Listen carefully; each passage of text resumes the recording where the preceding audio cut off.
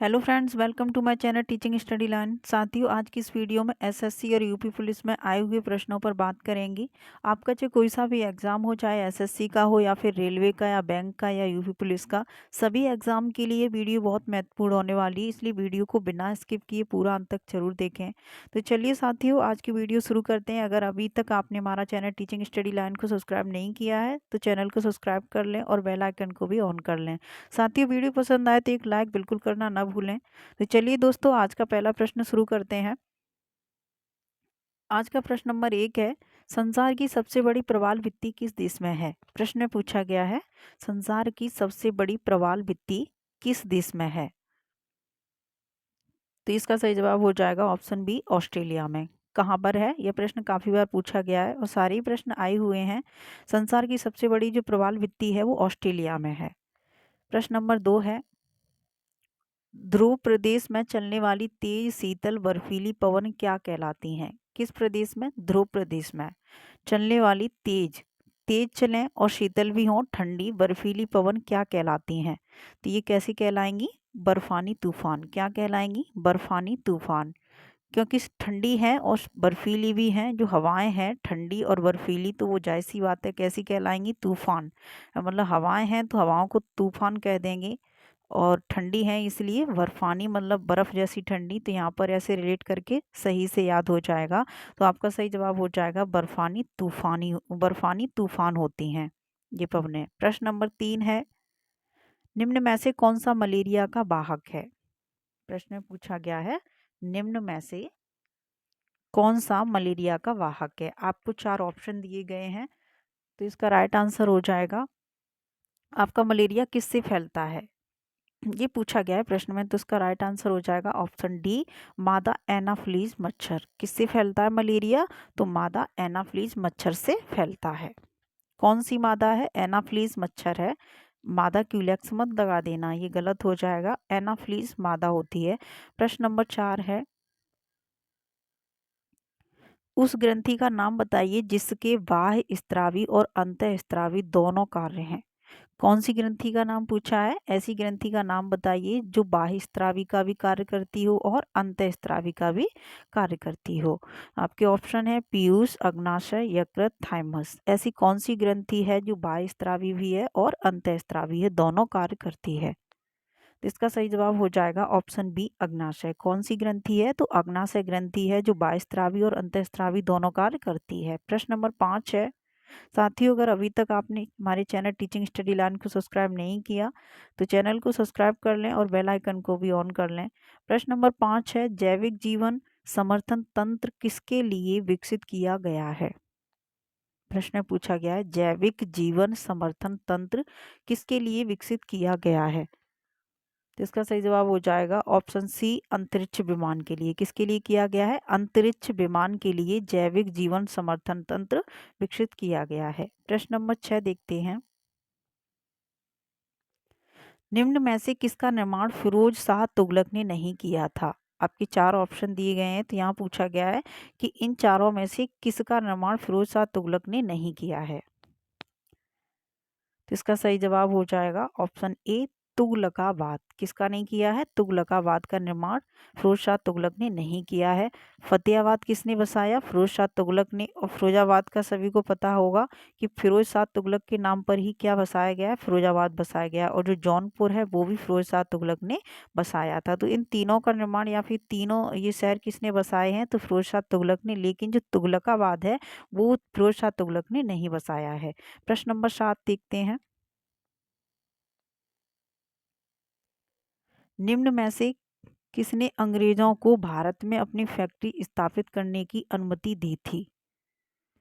किसने? आपके 4 ऑप्शन दिए गए हैं, इनमें से किसने अंग्रेजों को भारत में अपनी फैक्ट्री स्थापित करने की अनुमति दी थी? तो आपके ऑप्शन है शाहजहां, औरंगजेब, अकबर और जहांगीर। तो इसका सही जवाब हो जाएगा ऑप्शन डी, जहांगीर ने। जब अंग्रेज आए थे भारत में तो जहांगीर ने अंग्रेजों को भारत में फैक्ट्री स्थापित करने की क्या दी थी? परमिशन दी थी। प्रश्न नंबर 8 है, बंगाल में भूमि का स्थायी बंदोबस्त किसने शुरू किया था? बंगाल में भूमि का स्थायी बंदोबस्त पूछा गया है किसने शुरू किया था। तो इसका सही जवाब हो जाएगा ऑप्शन बी लॉर्ड कॉर्नवालिस ने। किसने किया था? लॉर्ड कॉर्नवालिस ने बंगाल में भूमि का स्थायी बंदोबस्त शुरू किया था। प्रश्न नंबर 9 है, निम्न में से किस प्रदेश को विश्व का अन्न भंडार कहते हैं? किस प्रदेश को विश्व का अन्न भंडार कहा गया है? तो आपके ऑप्शन है, इसका सही जवाब हो जाएगा ऑप्शन सी शीतोष्ण घास स्थल को कहते हैं। किसको कहते हैं? शीतोष्ण घास स्थल है उसको विश्व का अन्न भंडार कहते हैं। प्रश्न नंबर 10 है, निम्न में से विषम पद पहचानिए। निम्न में से विषम पद पहचानिए।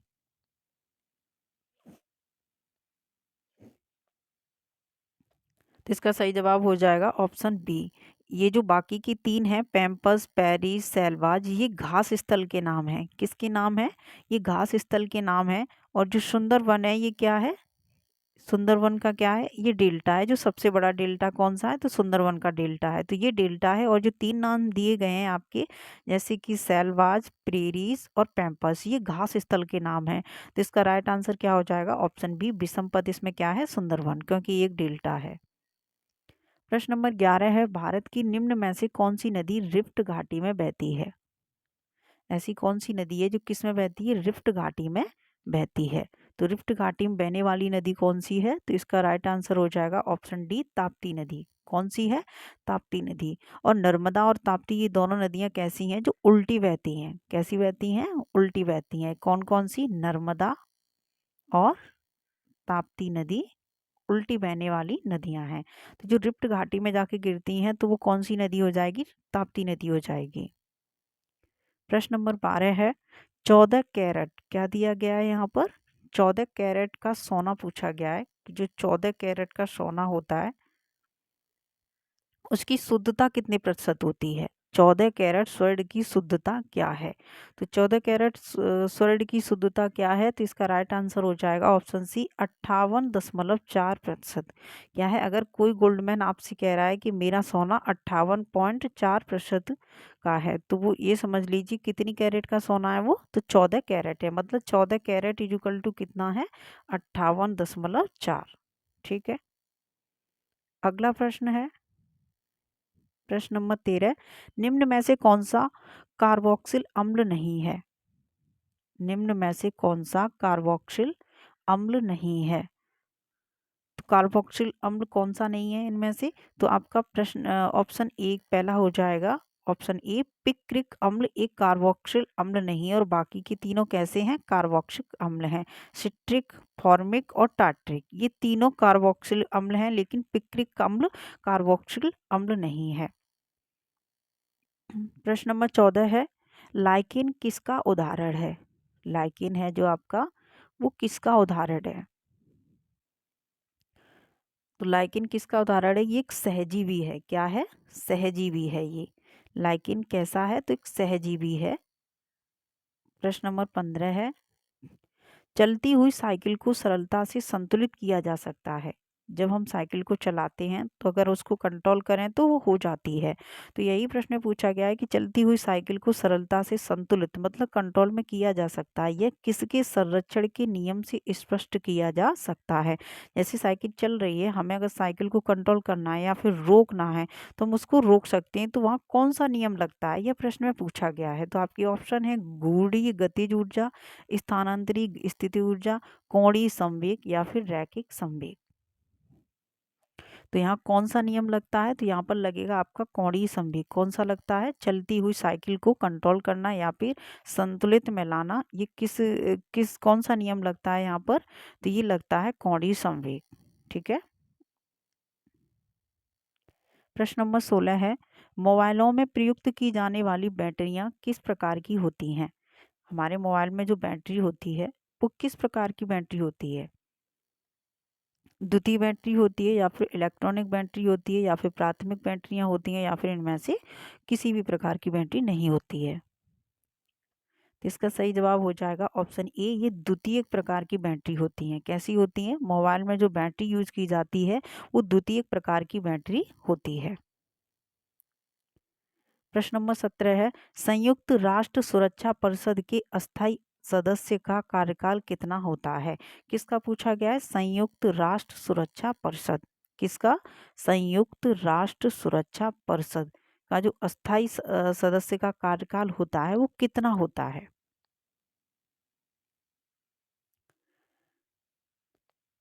इसका सही जवाब हो जाएगा ऑप्शन ए 2 वर्ष होता है। कितना होता है? जो संयुक्त राष्ट्र सुरक्षा परिषद का अस्थायी सदस्य बनता है उसका कार्यकाल होता है 2 इयर्स का। ठीक है, 2 वर्ष का होता है। अगला प्रश्न है प्रश्न नंबर 18, भारत में राज्यों की सीमा बदलने का अधिकार किसके पास होता है?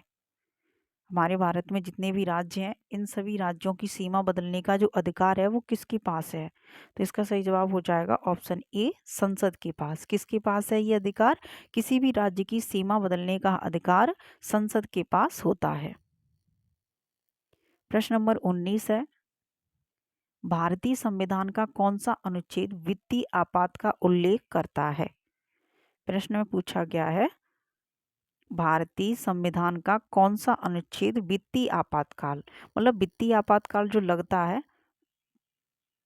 वित्तीय आपातकाल का उल्लेख करता है, वहाँ काल है, तो जो वित्तीय आपातकाल लगता है वो किस आर्टिकल के तहत लगता है? तो इसका राइट आंसर हो जाएगा ऑप्शन सी, अनुच्छेद 360 के तहत हम वित्तीय आपातकाल को लगाते हैं। अगला प्रश्न है प्रश्न नंबर 20 है, निम्न में से किसने अन्य पिछड़े वर्गों के लिए आरक्षण की सलाह दी थी? जो ओबीसी वाले होते हैं, ओबीसी वाले किस में आते हैं? अन्य पिछड़ा वर्ग जो होता है ओबीसी, उनके लिए जो आरक्षण की सलाह दी थी वो किसने दी थी? आपके ऑप्शन है कोठारी आयोग, सच्चर कमेटी या फिर मंडल आयोग। ऑप्शन डी है इनमें से कोई नहीं। तो जो ओबीसी वालों को जो आरक्षण की सलाह दी गई थी तो वो किस ओबीसी वालों को जो आरक्षण देने की सलाह दी थी वो दी थी आपके मंडल आयोग ने। किसने दी थी? मंडल आयोग ने दी थी। प्रश्न नंबर 21 है, सार्क का स्थायी मुख्यालय कहाँ है? किसका मुख्यालय पूछा गया है? तो यहाँ सार्क का स्थायी मुख्यालय पूछा गया है कि सार्क का स्थायी मुख्यालय कहाँ पर है? तो इसका राइट आंसर हो जाएगा ऑप्शन डी, काठमांडू में। कहाँ पर है? काठमांडू में सार्क का स्थायी मुख्यालय है। प्रश्न नंबर 22 है, चौथी बौद्ध परिषद की अध्यक्षता निम्न में से किसने की थी?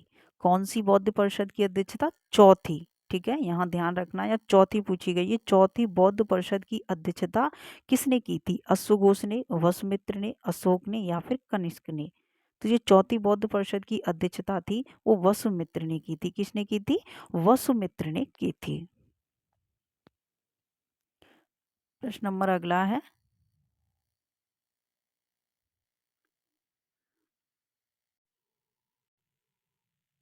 प्रश्न नंबर 23 है, प्राग ऐतिहासिक काल के अंतर्गत किन संस्कृतियों को रखा जाता है? जो आपका प्राग ऐतिहासिक काल था तो उनमें कौन सी संस्कृति रखी गई थी? जैसे कांस्य, लौह, पाषाण, ताम्र, तो ये आपकी धातुएं दी गई हैं। तो ये कौन सी धातु उसमें थी? तो यहाँ पर था आपका पाषाण। कौन सा था? पाषाण। प्राग ऐतिहासिक काल में पाषाण संस्कृति को रखा गया था। तो आपका राइट आंसर हो जाएगा ऑप्शन सी, पाषाण। प्रश्न नंबर 24 है, मानव सभ्यता के विकास की प्रथम अवस्था कौन सी थी? मानव सभ्यता के विकास की प्रथम अवस्था कौन सी थी? पशुचारण अवस्था थी या फिर शिकार अवस्था थी या फिर कृषि अवस्था थी या फिर औद्योगिक अवस्था थी? जो मानव सभ्यता का विकास हुआ था तो उसने सबसे पहले क्या किया था? पशुचारण किया था, मतलब पशुओं को पाला था, या फिर शिकार किया था सबसे पहले, या फिर कृषि की थी सबसे पहले, या फिर सबसे पहले उसने उद्योग किया था?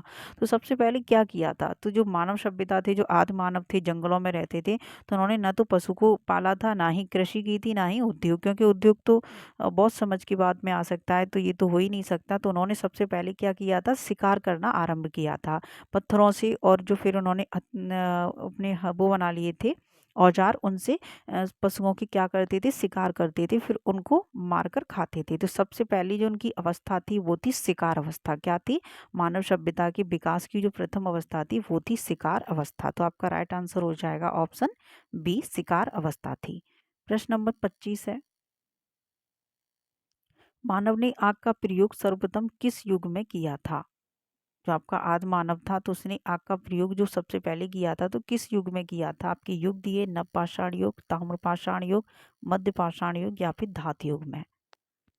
तो इसका राइट आंसर हो जाएगा ऑप्शन ए, नवपाषाण युग में की थी। किस में की थी? नवपाषाण युग में मानव ने सबसे पहले आग का प्रयोग किया था। प्रश्न नंबर 26 है, मोहनजोदड़ो के टीले को खोजने का श्रेय किसे जाता है? जो मोहनजोदड़ो के टीले हैं उसे किसने खोजा था? मोहनजोदड़ो के टीलों को किसने खोजा था? आपके ऑप्शन है राखलदास बनर्जी, दयाराम साहनी, जॉन मार्शल, माधव स्वरूप वत्स। तो मोहनजोदड़ो की जो टीले थी उसकी खोज किसने की थी?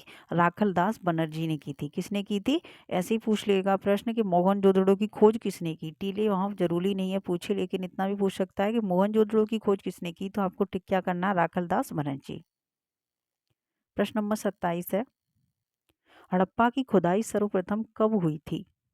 यहाँ आपको सन पूछी गई है कि जो हड़प्पा की खुदाई हुई या फिर खोज हुई वो सबसे पहले कब हुई थी। तो आपका राइट आंसर हो जाएगा ऑप्शन डी, सन 1921 में। कब की गई थी? तो सन 1921 में हड़प्पा की खुदाई की गई या फिर खोज की गई थी। प्रश्न नंबर 28 है, सिंधु घाटी सभ्यता किस काल की सभ्यता मानी जाती है? जो आपकी सिंधु घाटी सभ्यता थी वो किस काल की सभ्यता मानी जाती है? पुरापाषाण काल की, लौह काल की, कांस्य काल की या फिर महापाषाण काल की? तो ये मानी जाती है आपकी कांस्य काल की। किसकी? कांस्य काल की। सिंधु घाटी सभ्यता की सिंधु घाटी सभ्यता है वो किस काल की मानी जाती है? तो कांस्य काल की मानी जाती है। प्रश्न नंबर 29 है, उत्तर वैदिक काल का सर्वाधिक महत्वपूर्ण देवता कौन सा था? कौन से काल की बात की जा रही? उत्तर वैदिक काल का जो सबसे महत्वपूर्ण देवता था, मतलब सबसे ज्यादा किस देवता की पूजा की जाती थी उत्तर वैदिक काल में? ये प्रश्न में पूछा गया है। तो आपका सही जवाब क्या हो जाएगा? किस देवता की सबसे ज्यादा पूजा की जाती थी? तो इसका राइट आंसर हो जाएगा ऑप्शन सी, प्रजापति की। किसके की जाती थी? प्रजापति देव की सबसे ज्यादा उत्तर वैदिक काल में पूजा की जाती थी। और आज की वीडियो का अंतिम प्रश्न है प्रश्न नंबर 30, जैन धर्म का वास्तविक संस्थापक किसे माना जाता है? जैन धर्म का वास्तविक संस्थापक किसे माना जाता है? तो इसका सही जवाब हो जाएगा ऑप्शन सी, महावीर को। किसे माना जाता है? तो जैन धर्म का जो संस्थापक था वो थे महावीर। कौन थे? महावीर जैन। तो आज की वीडियो का ये अंतिम प्रश्न था। आप सभी को आज की वीडियो कैसी लगी हमें कमेंट बॉक्स में कमेंट करके ज़रूर बताएं, और आप सभी के कितने प्रश्न सही हैं ये भी बताया करें। तो चलिए साथियों, अभी तक अगर आपने वीडियो को चैनल को सब्सक्राइब नहीं किया है तो चैनल को सब्सक्राइब कर लें और बेल आइकन को भी ऑन कर लें। तो चलिए साथियों, आज की वीडियो में बस इतना ही था। फिर मिलते हैं अगली वीडियो में। तब तक के लिए धन्यवाद साथियों।